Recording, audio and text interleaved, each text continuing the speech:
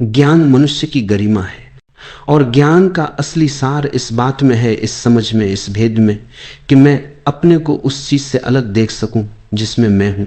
जैसे फूल की सुगंध दूर उड़ जाती है, वैसे ही व्यक्ति को भी सीखना पड़ता है अपने शरीर से दूर उड़ने की कला।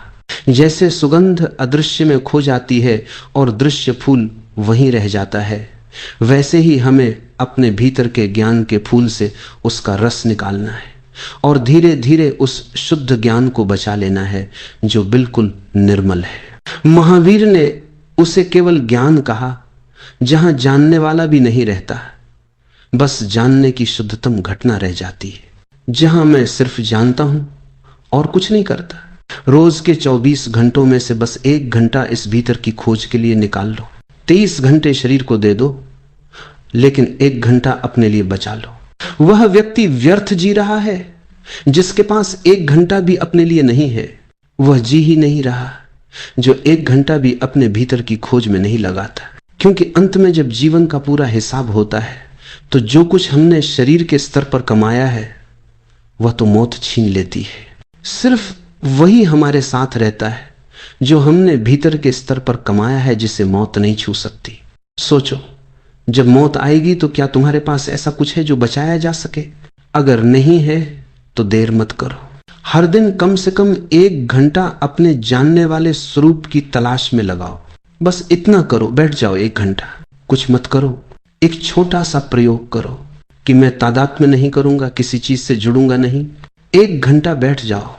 अगर पैर में चींटी काटे तो महसूस करो चींटी काट रही है, मुझे इसका पता चल रहा है। ऐसा मत समझो कि मुझे चींटी ने काटा। इसका मतलब यह नहीं कि चींटी काटती रहे और तुम अकड़ कर बैठे रहो, नहीं। चींटी को हटा दो, लेकिन ध्यान रखो कि मैं जान रहा हूं कि शरीर ने चींटी को हटाया। मैं जान रहा हूं कि चींटी काट रही थी और शरीर ने उसे हटा दिया। बस इतना मैं जान रहा हूं। अगर बैठने से पैर में दर्द हो जाए तो बस जानो पैर में दर्द आ गया है। पैर फैला लो, कोई बात नहीं, लेकिन जानते रहो पैर फैल रहा है क्योंकि दर्द हुआ है और मैं जान रहा हूं। भीतर बस 1 घंटा यही करते रहो कि किसी भी क्रिया या घटना से अपने को मत जोड़ो। तुम देखोगे 3 महीने के भीतर तुम उस अनुभव को पाने लगोगे जो गीता पढ़ते पढ़ते 30 जन्मों में भी नहीं मिलता। 1 घंटा रोज बस मैं जानने वाला हूं, इस भाव में डूबे रहो। कुछ भी हो जाए, पत्नी जोर से बर्तन पटक दे, क्योंकि जब पति ध्यान करता है पत्नी बर्तन पटकती है, और जब पत्नी ध्यान करती है तो पति रेडियो जोर से चला देता है, अखबार पढ़ने लगता है, या बच्चे शोर मचाने लगते। जब बर्तन गिरे तो बस जानो बर्तन गिर रहा है, आवाज हो रही है, मैं जान रहा हूं। अगर भीतर झटका लगे, मन विचलित हो जाए, तो भी जानो मेरे भीतर झटका लगा है, मेरा मन हिल गया है और मैं उसे जान रहा हूं। बस अपना संबंध जानने वाले से ही बनाए रखो, किसी घटना या भावना से मत जोड़ो। इससे बड़ा ध्यान कोई नहीं है। इसके बाद किसी प्रार्थना या जप की जरूरत नहीं रहती। बस 1 घंटा हर दिन यही ध्यान रखो। थोड़े ही दिनों में यह कला तुम्हें आने लगेगी। समझाना मुश्किल है कि यह कला कैसे आती है, यह तो करके ही समझ में आती है। जैसे किसी बच्चे को साइकिल चलाना सिखाना। अगर बच्चा पूछे साइकिल चलाना कैसे आता है, तो चलाने वाला भी नहीं बता सकता। वह कहेगा 10-5 बार गिरेगा, उठेगा, तब सीख जाएगा। क्योंकि यह एक संतुलन की कला है जिसे शब्दों में नहीं सिखाया जा सकता। साइकिल 2 पहियों पर चलती है। जरा सा झुके तो शरीर खुद संतुलन बना लेता है। गति बहुत धीमी हो जाए तो गिर जाओगे, बहुत तेज हो जाए तो भी गिर जाओगे। तो 2 संतुलन है, गति की सीमा और शरीर का संतुलन। साइकिल चलाने वाला बता नहीं सकता कि वह कैसे संतुलन बनाता है, वो बस करता है। यह एक स्वाभाविक कला है जो अभ्यास से आती है। पहली बार 2 कदम भी साइकिल चलती है तो जो आनंद होता है वही आनंद इस ध्यान में मिलने वाला है। साइकिल चलाना या तैरना, दोनों बातें कभी भूलती नहीं, क्योंकि यह कला शरीर में उतर जाती है, अनुभव बन जाती है। इसी तरह ध्यान भी एक कला है। विज्ञान किताबों से सीखा जा सकता है, लेकिन कला केवल अनुभव से आती है। धर्म भी एक कला है और इसीलिए गुरु का स्थान बड़ा है। गुरु वह नहीं जो बताता है, वह जो तुम्हें गिरने, उठने, सीखने में सहारा देता है। उसकी छाया में तुम डरते नहीं, गिरो तो भी भरोसा बना रहता है कि मैं सीख रहा हूं। ध्यान सबसे गहरी कला है और यह केवल करने से आती है। इस छोटे से प्रयोग को रोज करो। 1 घंटा कठिन लगेगा क्योंकि मन बार बार किसी चीज से तादाद में करेगा। चींटी काटेगी तो तुरंत लगेगा मुझे काट लिया। हाथ खुद चल पड़ेगा चींटी हटाने और तुम सोचोगे मैंने हटाया, लेकिन कुछ समय बाद अभ्यास से यह समझ आने लगेगी। कभी कभी तादाद में छूटेगा, 2 कदम साइकिल चल जाएगी। और जब पहली बार ध्यान में मैं सिर्फ जानने वाला हूं की अनुभूति होती है तो जो आनंद होता है वह असाधारण है। जैसे पहली बार तैरने वाला पानी पर तैर जाता है, वह समझता है अब पानी मुझे डुबा नहीं सकता। वैसा ही जब तुम ध्यान में तैरना सीख जाते हो तो शरीर तुम्हें रोक नहीं सकता। ये बड़ी कला है पर अभ्यास से आती है। यह कोई मंत्र नहीं, कोई जटिल विधि नहीं, बहुत सीधा और सरल है, लेकिन समय लेगा। मंत्र या जप करने से जल्दी कुछ अनुभव होते हैं, लेकिन वे गहराई नहीं देते। अंत में हर विधि को इसी सूत्र पर आकर टिकना पड़ता है कि जो जप कर रहा है वह मैं नहीं हूं। यहां तक कि जो ओम की ध्वनि भीतर गूंज रही है वह भी मैं नहीं हूं, मैं तो बस उसे जान रहा हूं। यह सूत्र हर विधि की जड़ है। बिना इसके कोई भी साधना अधूरी है।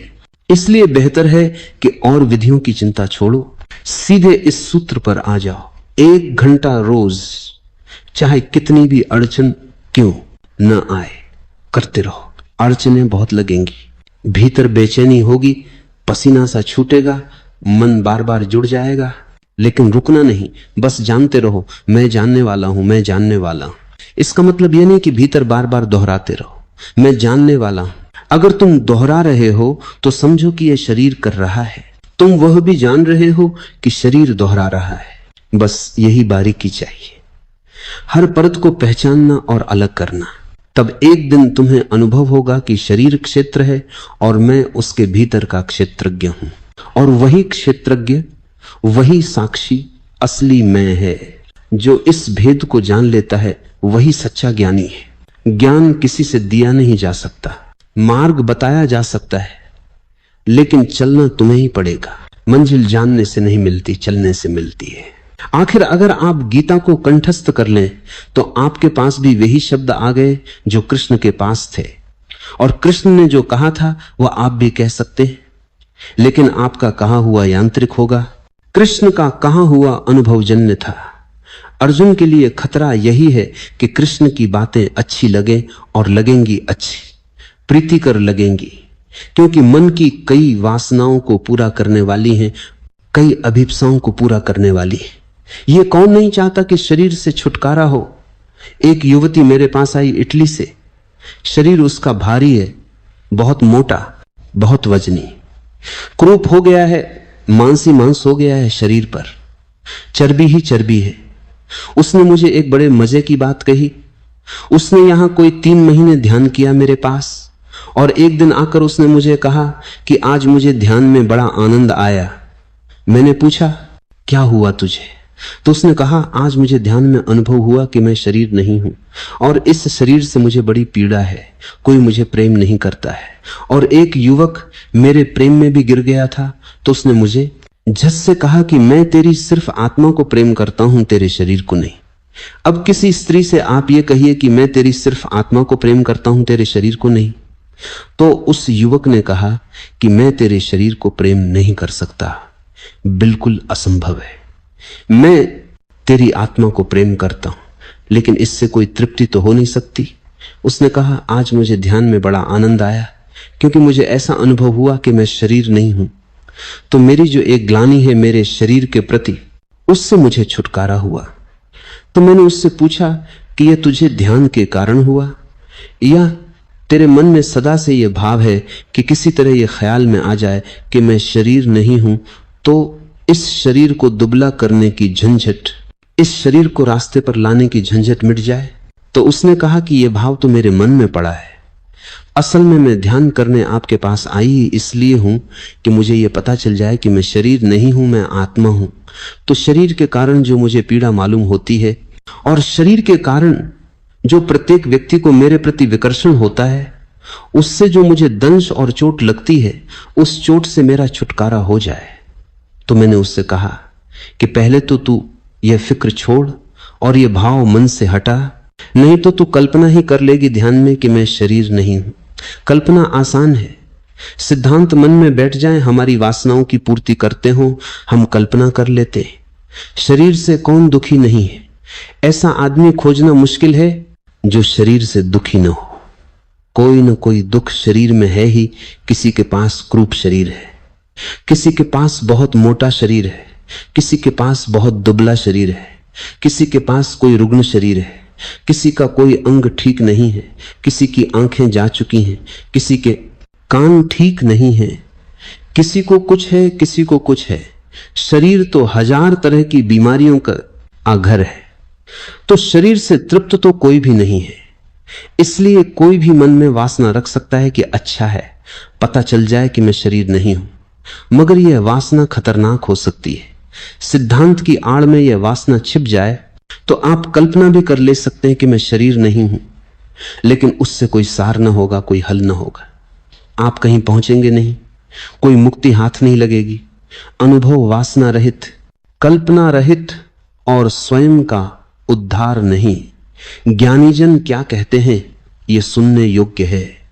ज्ञानीजन क्या कहते हैं ये समझने योग्य है। ज्ञानीजन क्या कहते हैं ये करने योग्य है।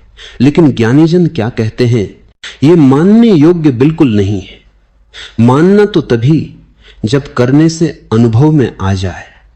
ज्ञानीजन क्या कहते हैं उसे सुनना, हृदय पूर्वक सुनना, श्रद्धा से भीतर ले जाना, पूरा उसे आत्मसात कर लेना, उस खोज में भी लग जाना। वे क्या करने को कहते हैं उसे साहस पूर्वक कर भी लेना। लेकिन मानना तब तक मत जब तक अपना अनुभव न हो जाए। तब तक समझना कि मैं अज्ञानी हूं और सिद्धांतों से अपने अज्ञान को मत ढांक लेना। और तब तक समझना कि मुझे कुछ पता नहीं है। ऐसा कृष्ण कहते हैं। कृष्ण से प्रेम है, इसलिए कृष्ण जो कहते हैं ठीक ही कहते होंगे। लेकिन ठीक ही है ऐसा तब तक मैं कैसे कहूं, तब तक मैं न जान लूं। इसका यह अर्थ नहीं है कि उन पर अश्रद्धा करना। अश्रद्धा की कोई भी जरूरत नहीं है, पूरी श्रद्धा करना। लेकिन मान मत लेना। मेरी बात का फर्क आपको ख्याल में आ रहा है। मानने का एक खतरा है कि आदमी चलना ही बंद कर देता है। वह कहता है ठीक है। अक्सर मुझे ऐसा लगता है कि जो लोग जल्दी मान लेते हैं वे ही लोग हैं जो चलना नहीं चाहते, जिनकी सस्ती श्रद्धा हो जाती है। वे असल में यह कह रहे हैं कि ठीक है, कोई हमें अड़चन नहीं है, ठीक ही है, कहीं चलने की कोई जरूरत भी नहीं है। हम मानते ही हैं कि बिलक उल ठीक है। आदमी इनकार करके भी बच सकता है करके भी बच सकता है। मेरे पास लोग आते हैं तो मैं अनुभव करता हूं। उनको मैं कहता हूं कि ध्यान करो। वे कहते हैं आप बिल्कुल ठीक कहते हैं। लेकिन जब वे कह रहे हैं कि बिल्कुल ठीक कहते हैं तो वे ये कहते हैं कि अब कोई करने की जरूरत नहीं है, हमें तो मालूम ही है। आप बिल्कुल ठीक कह रहे हैं। दूसरा आदमी आता है, वह कहता है कि नहीं, हमें आपकी बात बिल्कुल नहीं जंचती। वह भी यह कह रहा है कि बात जंचती ही नहीं तो करें कैसे। बड़े मजे की बात है। आदमी किस तरह की तरकीबें निकालता है। एक आदमी कहता है कि बिल्कुल नहीं जंचती, मगर वह जितनी तेजी से कहता है उससे लगता है कि वह डरा हुआ है कि कहीं जंच न जाए, नहीं तो करना पड़े, भयभीत है। वह एक रुकावट खड़ी कर रहा है कि हमें जंचती ही नहीं, इसलिए करने का कोई सवाल नहीं। एक दूसरा आदमी है, वह कहता है हमें बिल्कुल जंचती है, आपकी बात बिल्कुल 100% ठीक है। लेकिन यह दूसरा आदमी भी यह कह रहा है कि 100% ठीक है, करने की कोई जरूरत ही नहीं, हमें मालूम ही है कि ठीक है। जो बात मालूम ही है उसको और मालूम करके क्या करना है। आदमी आस्तिक होकर भी धोखा दे सकता है खुद को, नास्तिक होकर भी धोखा दे सकता है। दोनों धोखे से बचने का एक ही उपाय है, प्रयोग करना, अनुभव करना। और जो भी इस रास्ते पर चलते हैं वे खाली हाथ नहीं लौटते, और जो भी इस रास्ते पर जाते हैं वे जरूर मंजिल तक पहुंच जाते हैं, क्योंकि यह रास्ता खुद के ही भीतर ले जाने वाला है। और यह मंजिल कहीं दूर नहीं, खुद के भीतर ही छिपी है। ज्ञान मनुष्य की गरिमा है और ज्ञान का असली सार इस बात में है, इस समझ में, इस भेद में कि मैं अपने को उस चीज से अलग देख सकूं जिसमें मैं हूं। जैसे फूल की सुगंध दूर उड़ जाती है, वैसे ही व्यक्ति को भी सीखना पड़ता है अपने शरीर से दूर उड़ने की कला। जैसे सुगंध अदृश्य में खो जाती है और दृश्य फूल वहीं रह जाता है, वैसे ही हमें अपने भीतर के ज्ञान के फूल से उसका रस निकालना है और धीरे धीरे उस शुद्ध ज्ञान को बचा लेना है जो बिल्कुल निर्मल है। महावीर ने उससे केवल ज्ञान कहा जहां जानने वाला भी नहीं रहता, बस जानने की शुद्धतम घटना रह जाती है, जहां मैं सिर्फ जानता हूं और कुछ नहीं करता। रोज के 24 घंटों में से बस 1 घंटा इस भीतर की खोज के लिए निकाल लो। 23 घंटे शरीर को दे दो, लेकिन 1 घंटा अपने लिए बचा लो। वह व्यक्ति व्यर्थ जी रहा है जिसके पास 1 घंटा भी अपने लिए नहीं है। वह जी ही नहीं रहा जो 1 घंटा भी अपने भीतर की खोज में नहीं लगाता। क्योंकि अंत में जब जीवन का पूरा हिसाब होता है तो जो कुछ हमने शरीर के स्तर पर कमाया है वह तो मौत छीन लेती है। सिर्फ वही हमारे साथ रहता है जो हमने भीतर के स्तर पर कमाया है, जिसे मौत नहीं छू सकती। सोचो, जब मौत आएगी तो क्या तुम्हारे पास ऐसा कुछ है जो बचाया जा सके? अगर नहीं है तो देर मत करो। हर दिन कम से कम 1 घंटा अपने जानने वाले स्वरूप की तलाश में लगाओ। बस इतना करो, बैठ जाओ 1 घंटा, कुछ मत करो। एक छोटा सा प्रयोग करो कि मैं तादाद में नहीं करूंगा, किसी चीज से जुड़ूंगा नहीं। 1 घंटा बैठ जाओ। अगर पैर में चींटी काटे तो महसूस करो चींटी काट रही है, मुझे इसका पता चल रहा है। ऐसा मत समझो कि मुझे चींटी ने काटा। इसका मतलब यह नहीं कि चींटी काटती रहे और तुम अकड़ कर बैठे रहो, नहीं, चींटी को हटा दो। लेकिन ध्यान रखो कि मैं जान रहा हूं कि शरीर ने चींटी को हटाया। मैं जान रहा हूं कि चींटी काट रही थी और शरीर ने उसे हटा दिया। बस इतना मैं जान रहा हूं। अगर बैठने से पैर में दर्द हो जाए तो बस जानो पैर में दर्द आ गया है। पैर फैला लो, कोई बात नहीं, लेकिन जानते रहो पैर फैल रहा है क्योंकि दर्द हुआ है और मैं जान रहा हूं। भीतर बस 1 घंटा यही करते रहो कि किसी भी क्रिया या घटना से अपने को मत जोड़ो। तुम देखोगे 3 महीने के भीतर तुम उस अनुभव को पाने लगोगे जो गीता पढ़ते पढ़ते 30 जन्मों में भी नहीं मिलता। 1 घंटा रोज बस मैं जानने वाला हूं, इस भाव में डूबे रहो।